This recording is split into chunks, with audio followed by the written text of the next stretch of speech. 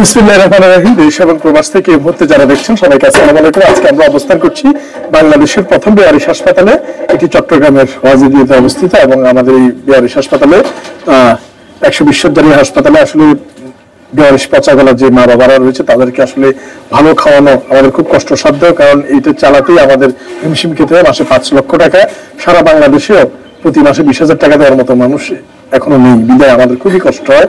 এই কষ্টের মধ্যে তাদের জন্য স্পেশাল খাবারের আজকে দুপুরবেলা আয়োজন করছে। আমার পাশে রয়েছেন মুন্না ভাই, উনি ওনার মায়ের মৃত্যুবার্ষিকী উপলক্ষে একটি সুন্দর আয়োজন করছে। চাইলে উনি ওনার আত্মীয় স্বজনের মধ্যে খাওয়াতে পারতো, কারণ আত্মীয় স্বজনের মধ্যে অনেক বড় লোক থাকে, না খাইলে কিছু আসা যায় না তাদের, কিন্তু এই বেয়ারিশ মা বাবাদের খাওয়ানোর মতো কেউ নেই, তাদের পরিচয় নেওয়ার মতো কোনো মানুষ নেই। তাই উনি যে কাজটা করেছে আল্লাহর পক্ষ থেকে স্পেশাল একটি রহমত, এবং ভাইয়াকে ধন্যবাদ জানাচ্ছি। ভবিষ্যতেও আল্লাহ পাক যাতে ওনাদেরকে এইরকম বেয়ারিশ মা বাবাদের পাশে দাঁড়ানোর তৌফিক দান করে, এবং ইনশাল্লাহ আপনারাও আসবেন, ভিজিট করবেন। তো ভাইয়া, আজকে এই যে আমরা দেখতে পাচ্ছি স্পেশালি মাংস এবং এই যে ভাত এবং সবজি সহ সালাদ সহ নানাবিধ মেজবানি খাবারের যে আয়োজন, এই আয়োজনটা করতে পেরে আপনার কাছে কেমন লাগছে? এটা তো আপনার এবং যারা সনাতন ধর্মের আছে ওনাদের জন্য আবার আলাদা রান্না করা হয়েছে। তো এই সবকিছু মিলে এই বেয়ারিশ মানুষগুলো আপনার কেউ হয় না, তারপরেও তাদের জন্য করে আপনার কাছে কেমন লাগছে?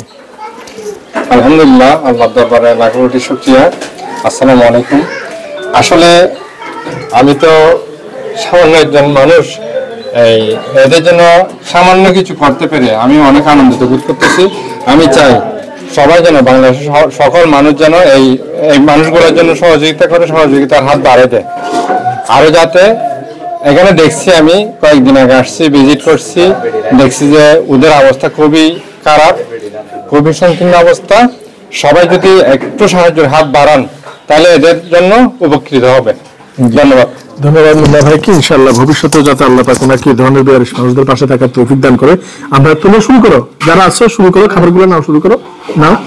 তো এবং ইনশাআল্লাহ ভবিষ্যতে যাতে আমরা এই ধারা অব্যাহত রাখতে পারি, আল্লাহ পাক আমাদেরকে এই বেয়ারিশ মানুষের পাশে থাকার তৌফিক দান করুন। এবং ঠিক আছে, নিয়ে যাওয়া শুরু করো। তো এখন এই যে কার্যক্রম, ইনশাআল্লাহ সবার মধ্যে খাবারটি বিতরণ করা হবে এবং সবাই খাবে, সুস্বাদুভাবে গ্রহণ করবে, কারণ এখানে ভালো খাবার আল্লাহর রহমত ছাড়া আসলে আমাদের পক্ষে কোনোভাবেই সম্ভব না। 90 জন মানুষের আয়োজন খুবই ডিফিকাল্ট। সো আজকে এই আয়োজনটির জন্য আবারও আল্লাহর কাছে শুকরিয়া আদায় করি। আমাদের মুন্না ভাইয়ের জন্য সবাই দোয়া করবেন। এখন কার্যক্রমে চলে যাচ্ছি। ধন্যবাদ সবাইকে।